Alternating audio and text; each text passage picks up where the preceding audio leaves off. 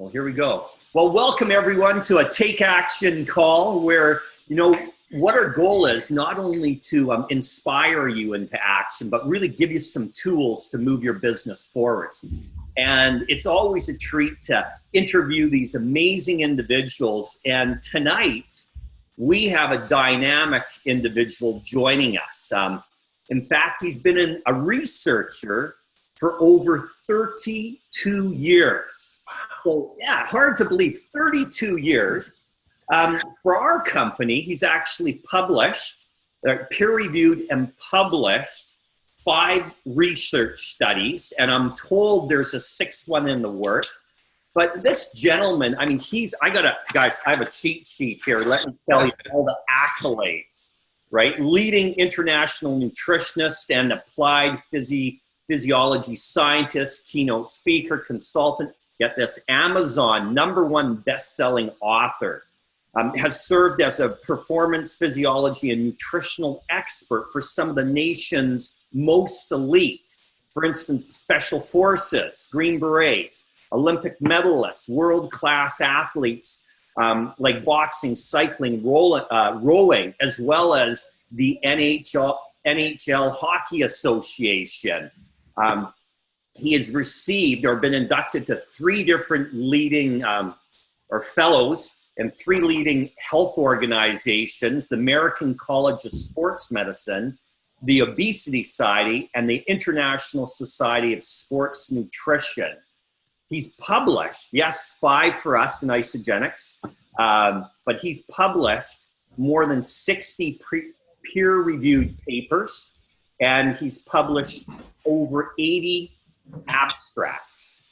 Some of his articles have been released in very prominent medical journals, American Journal of Preventative Medicine, the Journal of Clinical Medicine, and the list goes on. And as well, many of you may have seen him in the Wall Street Journal, Fox News Prevention, even Oprah has featured him in the O magazine.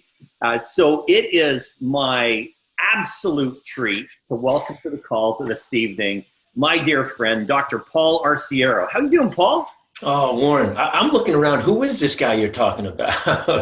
It's always interesting when you hear these kind of things, and we all have this, right? I mean, when we sit down, you yourself and your lovely wife, you always have to make sure that people understand that that's kind of what I do. It's not always necessarily who I am, and that's one of the things that I'm excited to talk to you about, although I know we're going to stay very focused on the research. But, you have to always compartmentalize what we do and then who we are at the most basic core of our existence. And, it's a real honor to be here with you. And I just have to comment on one thing. Your energy is palpable. I mean, whenever anybody is around you, I'm sure you've heard this many times before, but, when people think of Warren Lance, they just think of high energy. So it's a thrill to be here with you. So I'm excited to dive into this. Well, it's interesting where this call comes from, and I think everyone's going to be in for an absolute treat. We did a call, I think you remember it, with a doctor out of LA. I believe his first name was Patrick. And we were going back and forth. I believe the crew at Sirius Cycling was twisting his arm to actually get on that Zoom call with you. Yeah. And what was so interesting is Patrick was just bombarding you going, look, fast weight loss is bad. You lose lean muscle mass. He goes, you can go on some sort of diuretic, calorie restricted program. You can get injections that burn out your adrenal glands. And you know what? At the end of it, you may drop the weight, but if you actually understood the cost to the human body, you wouldn't do it. And I mean, he was just peppering you. And what really blew me away was you just immediately agreed with him, which sort of neutralized him. And that's the thing, no point arguing, but you agreed with him. And you said, yeah, absolutely. No arguments there at all. But what you ended up saying was, we know Isagenix makes people look pretty on the outside. We know that.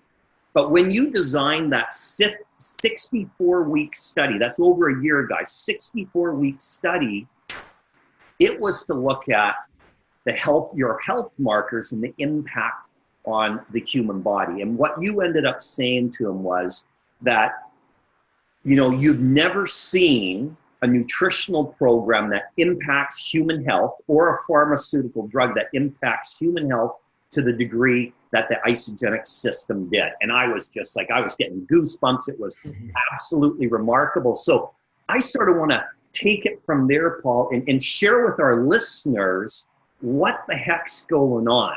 I mean, it's pretty exciting, is it not? Like, I mean, the impact that we can have. It is. And what you just described, I remember that call very vividly. I was sitting in my car and, he was, bouncing off all these things. And the truth of the matter is that he was right. I mean, we all know, people that are on here right now, watching the two of us and watching me now speaking about this, many have probably themselves been somebody who's experienced that rapid weight loss and that ability to, drop a few pounds when they need to, doing all kinds of different things. And those are abundant. They're everywhere. But unfortunately, there's so much misinformation and misguiding of people down those rabbit holes of that rapid weight loss, that, immediate gratification of a change in their external body and how it looks. And that's unfortunate because it sets us up for some, unfortunately, detrimental health consequences later on in life if we continue to expose ourselves to those fads and those extreme ways of losing weight. So what I wanted to do was say, hey, listen, I've been at this for a long time. At the time that Isagenix came to me, I'd been, hunkered down in my lab and working side by side with real people experiencing real life challenges in terms of health improvement. And I didn't want to put them through another fast, gimmicky, fad type of a weight loss program. So I said, you know what? I want one component of this study that I'm going to, invest my time and energy, resources of my staff, as well as Isagenix funding to support the study. But then the funding, let me just interrupt here, because this is a point that comes up often, as you just said. Well, Isagenix funded it, so guess what? If Isagenix just happens to be another gimmicky weight loss program that makes us look good on the outside, but really has detrimental effect to the inside, they could just kill it and no one would find out. That's right. Yeah, that's an issue that always is going to come up. The questioning of who's funding the study, who's behind it, who's backing what you're talking about, Dr. Paul. And this is how you have to respond to it. Look, the truth of the matter is, the money has to come from somewhere to do scientific research. It can come from the government. It can come from other philanthropic organizations. It can come from pharmaceutical companies. It can come from health and wellness companies. The most important point is that the research itself, the integrity of the research and that which is going on in that setting of the data collection and the interaction with the participants has to be held in its highest level of independence and third-party objectivity. That's what matters. The funding is crucial. And as long as you're fully disclosing where that funding has come from, that's a huge check mark for any peer-reviewed scientific community. That's all they care about. They just want to know that, hey, listen, you've received this funding. Have you disclosed it, number one? And how was the study conducted under the guidelines of the highly scrutinized and high credibility, high validity of the scientific method? And all those were checked, obviously, because I conducted the study. So just real quickly, I want to comment on this first right of refusal, because this is really important. So many times, even if those things were done that I just described, and that's all, top shelf, high level of credibility and validity and scientific merit. And we followed those steps. But there is one other one, and that is the funding agency can still say, we want first right of refusal. And what that means is that regardless of what comes about from the data and the findings, they can determine whether or not it wants to be published. Isagenix did not request, nor did I grant first right of refusal to them. That is huge, meaning all of the data that was collected, all of the findings that I generated were up to me and my research team, and the scientific community to determine whether or not it was worthy of publication. And that should silence and quiet any critic, whether, of whether the funding came from Isagenix or from the government or from a philanthropic organization. The fact that there was no first right of refusal, I was the one in my research team, and then the experts in the scientific community were the ones who decided whether or not the data was worthy of publication. So it stands alone, and it stands the test of time. So what you're really saying is, yes, they funded it, but ultimately you and your scientific team and the community were responsible for pushing out whatever the results were, good or bad. Isagenix couldn't kill it, which is, I think that is critical. And again, it just speaks volumes to who Isagenix is. So fantastic on that. So as you said to Patrick, you said you weren't concerned about the outside of the body, because we know Isagenix makes people look pretty on the outside. It was all about these internal health markers. So what kind of things were you actually looking at during that 64-week study? Great. So in addition to the go-to external markers, body weight, right? Body fat, belly fat, and muscle mass, how people look on the outside. We wanted to dive deep inside. And so not only did we look at changes in their body composition, but we looked at their visceral fat. So that's what you can only measure by going inside the body and actually measuring the quantities of that fat that's surrounding the vital organs. So that was number one.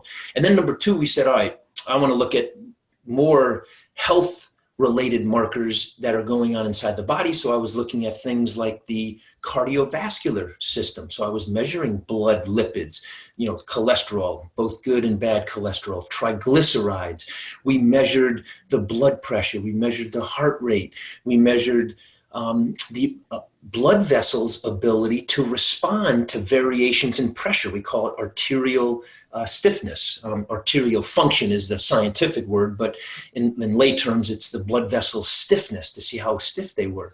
So we measured those markers, and those are really invasive markers that are happening inside that you really don't have an opportunity to measure in most other weight loss gimmicky type programs. So we were really diving deep. And then we measured the endocrine system. That's the hormonal system. Things like the blood sugar, glucose level, insulin level, things like the leptin level. That's the hormone that quantifies, or at least lets us know what levels of energy we have in our body, leptin. We also measured ghrelin, and that's the hunger hormone. So it was very, very comprehensive. But then we went one step further, of course, I was driven by this onslaught of attention in the media, in scientific papers that talk about toxicity. And we know that that's a primary trigger to initiating disease inside of our body, the level of toxins in the body. So I measured more than 11 PCB, polychlorinated biphenyls, in the body, more than 11 of them.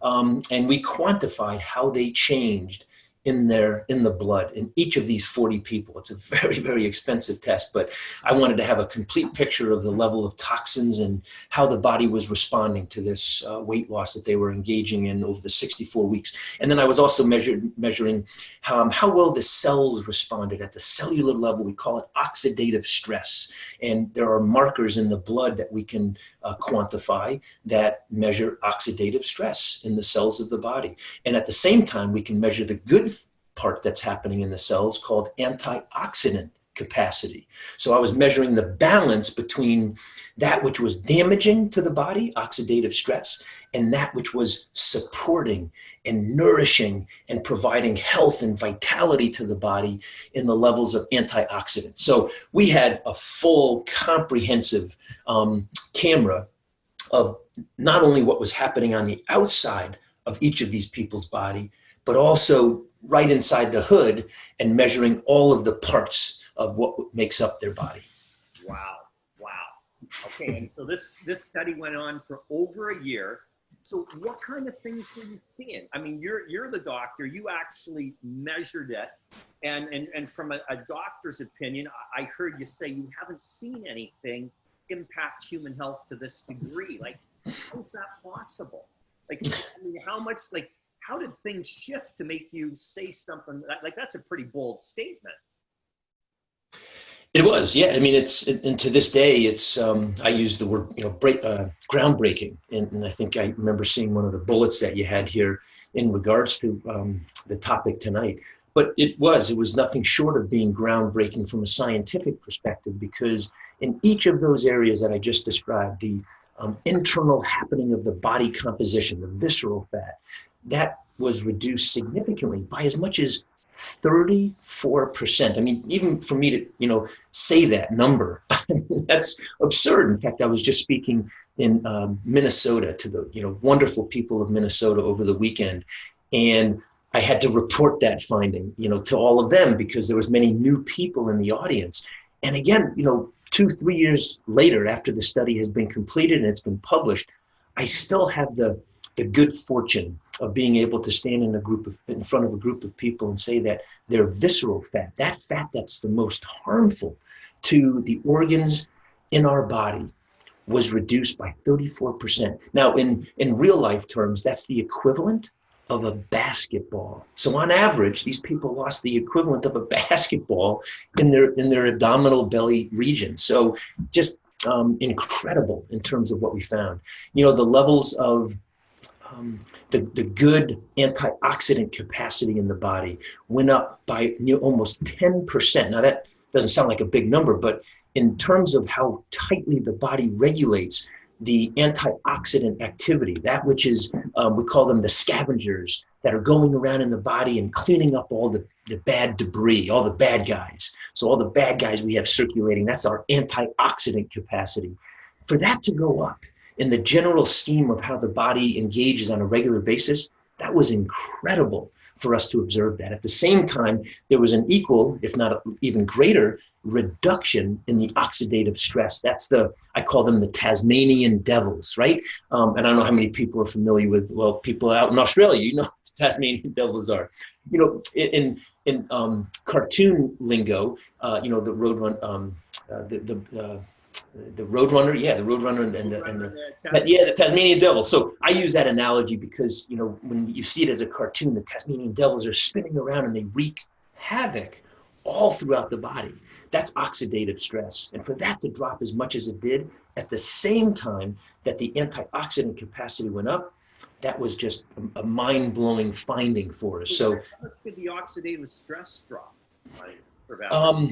So these numbers, I have them actually in front of me, so I'm going to just take the time to look at it real quickly. So it was, the numbers of how they changed was on par of, it was over 10%. So here if we have, a balancing of oxidative stress and antioxidant capacity, the body's always trying to, if you can get an even level, the fact that we had a 10% increase in antioxidant capacity and a 10% reduction in oxidative stress. I think it was a little bit more than 10%, but I'm erring on the side of conservative numbers here.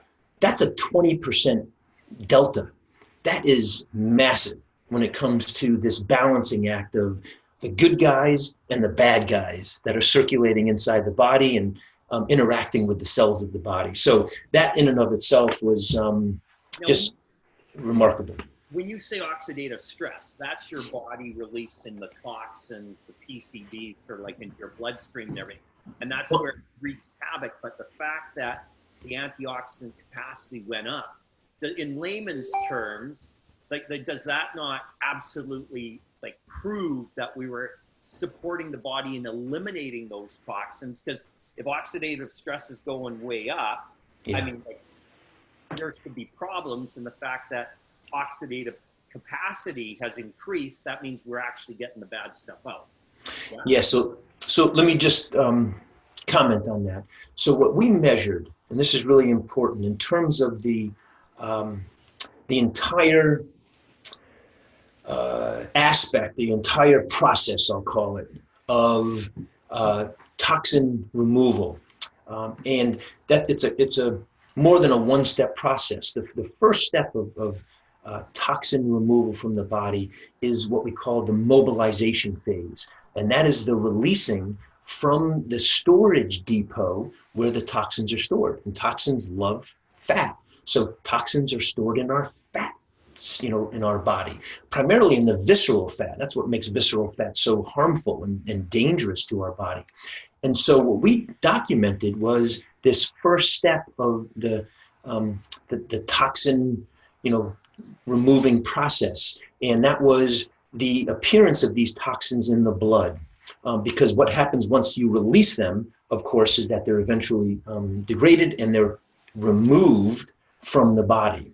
They're actually, expelled from the body in various forms. So we measure them in various ways. I won't get into many details, but the mobilization is the first step in what we call the detoxification process. So I can only comment on that because that's what we measured. We only measured the first step, which is the critical step of initiating detoxification. And in that case, what happened was the levels of the toxins that were appearing in the blood went up significantly, nearly 25%. And that's a massive, increase. Now, people often say, when they see that, they say, oh, well, then that can't be good. I mean, if we're having more toxins appear in the blood, that must be really bad for us. And I say, well, it can be, but that's actually a good thing if you're having an increase. And the reason is because they're no longer being stored in the cells of the body where they do their damage. So yeah, you want to get them into the blood so that you can eventually excrete them. So, we have to be very clear about that. So the fact that we documented this massive increase. Now, what your comment is very appropriate, because in most cases when the body is exposed to a harmful, toxic, noxic agent, it usually is picked up in the oxidative stress. And what did we just say happened with oxidative stress? I want to see if you were listening, Warren. Well, oxidative stress, the antioxidant capacity went up by about 10%. And what happened with oxidative stress? It went down by about. It went down. Exactly. So at the same time these toxins were being released into the blood, oxidative stress was significantly decreasing, and antioxidant capacity was significantly increasing. So are we having a healthy detoxification process occurring in the body? 100%. We have every piece of evidence to support that the changes that were happening inside the body were extremely favorable. So I can only comment on that. I can't say that the complete entire detoxification process resulted in a favorable response, because we didn't measure all of those steps, but I can comment on the first and most critical step of the detoxification process, and that is the increase in the amount of toxins appearing in the blood. But the story gets, better than that, of course, because you would expect in most cases when you have something like that in the blood, oxidative stress would, just skyrocket upward. And in fact, we showed the opposite. It actually decreased the antioxidant capacity. For our nutritional system. Now, what about, so that's toxins getting out, because that's really what Isagenix is all based upon, right? Very gently, the cellular cleansing technology. Now, you also mentioned cardiovascular markers. So for the layman, what exactly does that mean? What were you measuring there? Because I think those are important too. Oh, they're super important. Yeah, I mean, they play, I would say next in line with toxins that interact with the cells of our body and create damage and disease and illness in our body. The cardiovascular variables are right next in line. And so those would be things like the blood lipids. That would be things like your total cholesterol, your good cholesterol, which is the HDL, that's the high density lipoprotein cholesterol, the bad cholesterol, which is the LDL, the low density lipoprotein cholesterol, and then the circulating fat globules in our blood called triglycerides. So it's just blood fat that's circulating in our body. And in every case, total cholesterol down, LDL cholesterol down, HDL cholesterol, the good one, which is so hard to change, was pretty constant. There was a slight increase in the women. Men stayed pretty consistent. The triglycerides plummeted. So by all markers of the most invasive, what we use is these proxy measures of heart health in terms of the circulating amounts of cardiovascular health markers, in this case, cholesterol and triglyceride. Those all change in a very, very favorable state. But we went one step further. Not only were we looking at the blood markers of heart health, we were also looking at the actual mechanics of heart health, and that would be blood pressure.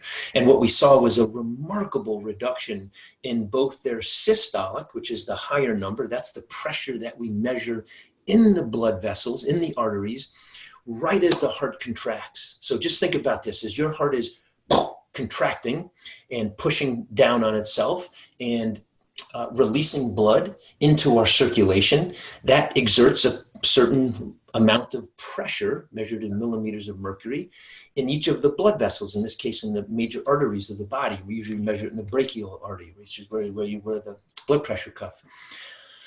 For most people, that is the first sign of heart disease, right? We measure that when we go to the doctor's office all the time. What do? They slap a blood pressure cuff on us, and they want to see if we have what we call hypertension, high blood pressure. And in the case of this study, with no other medical intervention, the systolic blood pressure, that which is experiencing the heart contraction, went down drastically by more than 10 points. I mean, that's pretty notable. That's at the level of certain medications that we give people, pharmacological medications. So the fact that it went down without any pharmacological drug intervention by that much was remarkable. But the diastolic, that's the pressure that we measure in the blood vessels when the heart is at rest. It also exerts, there's a certain level of pressure that is exerted in our blood vessels. And that number we don't want to have high, especially when the heart is resting, as you can imagine. And that number dropped by about 7 to 8 points. I mean, that's just incredible. So the fact that both the blood pressures, systolic and the diastolic, the contraction blood pressure and the relaxation blood pressure went down that much is an incredible finding without any intervention of drugs or traditional pharmaceutical interventions. But then we also went one step further. We have a very sophisticated technique in my laboratory that allows us to measure the stiffness of the blood vessel. That's different than the blood pressure because it's the responsiveness of the blood vessel to respond to pressure changes and its overall stiffness rating. We call it arterial artery stiffness.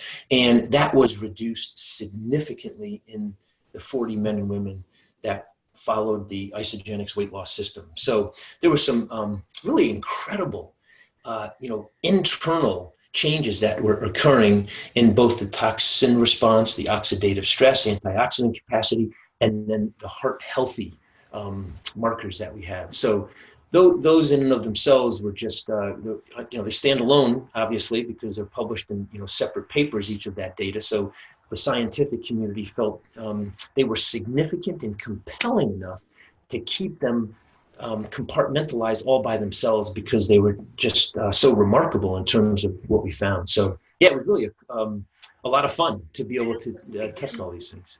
When we look at the system, typically, if someone's getting a pharmaceutical drug to impact blood pressure, or they're getting something to impact be it your blood lipids or your cholesterol levels or something like that, is it you usually see one drug that does it all, Yeah. or is it usually multiple drugs that help impact all these different health markers? A lot of times, Warren, that's a very, very good point. A lot of times it's multiple. It's not just one that can do it. It's not a one-stop shop medications. And that's the problem that people have, right? I mean, they go on a blood pressure lowering, they go on a blood lipid lowering. The statins do one thing. Some of the antihypertensive medications do another thing. But here's the problem. When you have those different drugs interacting with each other, that's when people get into a vicious cycle of dealing and then trying to treat the side effects, right? Because sometimes the side effects are the worst part of going on pharmacological interventions. It's not so much the drug itself, or the condition, I should say itself, but it's the drugs themselves that you're taking that really impact people in such a negative way. And so, yeah, I mean, I have the numbers in front of me. I'm looking at them right now, and I'm looking at the change in the blood cholesterol level. That dropped 28 milligrams per deciliter. That is phenomenal. I mean, they went from, the high 180s to 160. That's just an incredible drop. And that's level of again, medication.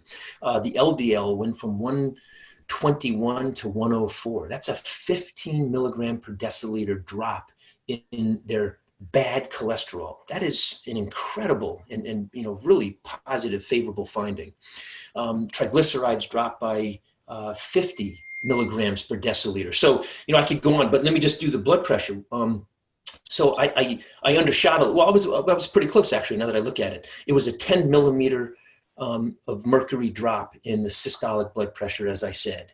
And it was an 8 millimeter of mercury drop in the diastolic blood pressure. So awesome stuff. I mean, I go back and I look at the data, the numbers, there's so much data, but when I have an opportunity to dive in, I'm actually proud of myself that I get to remember as accurately as I do sometimes these numbers, because there's so many of them, but, just being able to say these again, I mean, these are just really fascinating and compelling. So I hope everyone that's watching this, who knows somebody, or maybe they themselves who's struggling with high blood pressure, who's struggling with high blood lipids, you got the answer right here. And these people were able to, this is really important, sustain these for 64 weeks, more than a year that they were following the Isagenix system. So that's huge.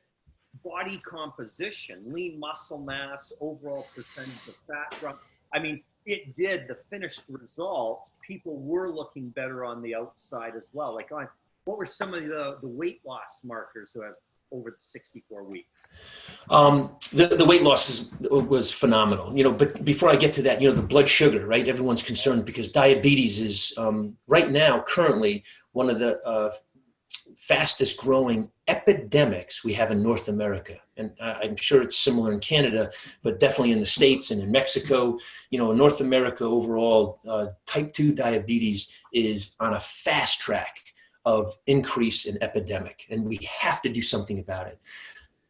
These individuals' blood sugar dropped 10 milligrams per deciliter, 10 points. When they were on this. I mean, that's amazing. It took them out of the danger zone. The insulin level was nearly cut in half. And that's the hormone that we need to take the blood sugar and dispose it in the cells. And you don't want to have high insulin because that's not healthy for the body. And in our study, we showed that the insulin dropped by nearly 40%. 40%, 40. So great stuff. But in terms of the body composition stuff, it just kept on getting better and better. And I have it right here, and everyone's heard these results, or maybe not, some of those that are new. On average, they lost 25 pounds in just the 11-week time period. So just in the 11 weeks, that first 11 weeks that we were monitoring them, they lost 25 pounds. And then as they stayed on it, they were continuing to show improvement. In terms of their body fat, they lost massive amounts of body fat. When I look at the, the percent changes in their body fat, that occurred. Oh, this is the data from the full year. Wow, I was giving you some of that data that happened in the full year. But in terms of their body fat, they went from 46% to under 40% for some of them. And again, these were people that were in desperate need of a healthy lifestyle intervention. So, massive decreases in their body fat. The belly fat, the abdominal fat that we talked about, they had about a 22% reduction. Some had even more, but on average, it was about a 24% reduction in the abdominal visceral fat, just the abdominal fat. The visceral fat was about 34%. So massive changes. Lean body mass. People often talk about, man, when you lose weight, it doesn't discriminate. And that's usually the case. In fact, people do look good when they go on a weight loss diet, and even some of these gimmicky ones. And so they have this rapid weight loss, and you say to them, wow, you look really great. But if they really measured their lean body mass, they would be surprised, because in most cases of other weight loss programs, they show a significant reduction in the quantity of their healthy, lean, what we call metabolically active muscle mass. And I'm happy to report that we showed a 9% increase in the proportion of their overall body weight increase in their lean, metabolically active muscle mass. That's phenomenal. And that in and of itself is probably the most profound change that occurred in the study was that as they were losing all of this massive amount of weight, primarily, as we've just said, body fat, their lean body mass proportionally was going up by 9%. So cool stuff. Yeah, I love talking about it just because, you know, this is stuff that was going on deep down inside their body that you kind of, you know, didn't see on the outside cover.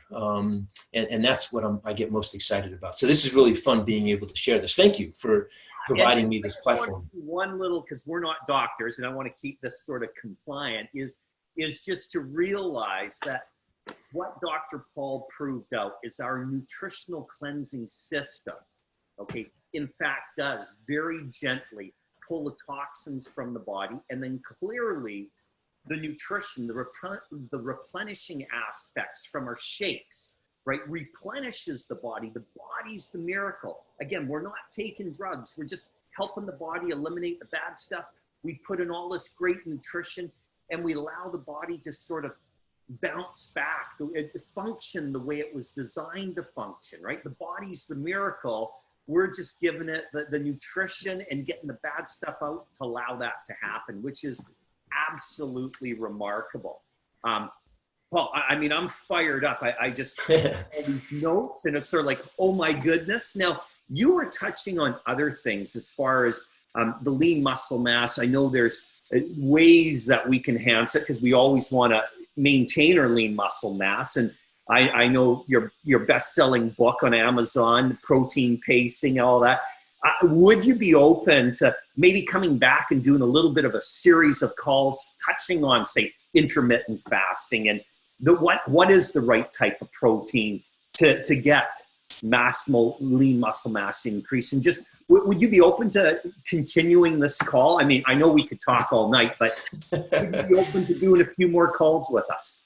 You know, Warren, listen, as you know, I'm in high demand and I don't do this for everybody, but you are a very good friend. I think you were one of the first people that I met in Isagenix, and we hit it right off right away. I would be absolutely honored. I would enjoy that a lot. I would very much like to continue speaking about what it is that is driving so much of these favorable changes that we've observed in these people. And I think it's important to get this out there. So yeah, I'd be honored to be able to jump on and carry on this conversation and target some of these specific aspects of the program that you just talked about, the nutritional cleansing, the protein pacing, I think is so important. We can maybe even introduce what effect the exercise has in all of this as well, and how it impacts it, using the performance line that Isagenix has. You know, people often ask me, I'll just kind of throw this in there because I think it's so important. You know, you were the scientist, you studied this and you measured it and you quantified it. In this group of people, there was 40 of these people from diverse places in their lives and diverse backgrounds, and, you know, remarkable findings that you had.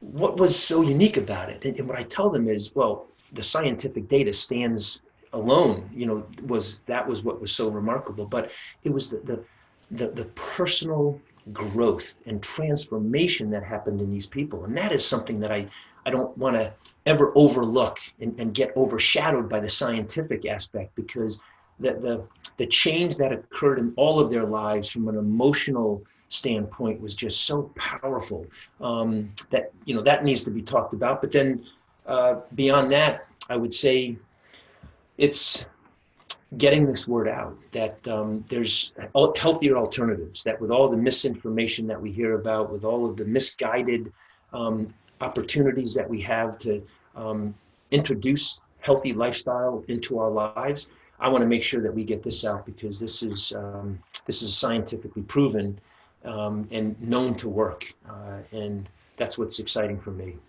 Wow. Again, thank you so much. And as you said, it is our responsibility to get it out there. And I think for those of us that are participating on the business side and sharing Isagenix, what we got to remember is if people really realized what was going on internally in their body, they would never come off AutoShip. I mean, they would stay on Isagenix for the rest of their lives. I mean, I will be on Isagenix for the rest of my life. I know my boys will, you will, your family. I've been in your home. I mean, all your families is drinking shake because you know what these products do. And that's our responsibility, guys. We have to spread the word that Isagenix is nutrition for life. You absolutely want to stay on this long term. So Dr. Paul, thank you so very much, my friend. It has been a blast. Absolutely, always. And we will certainly chat soon. Good night, everyone. Okay, I stopped live. Hang on.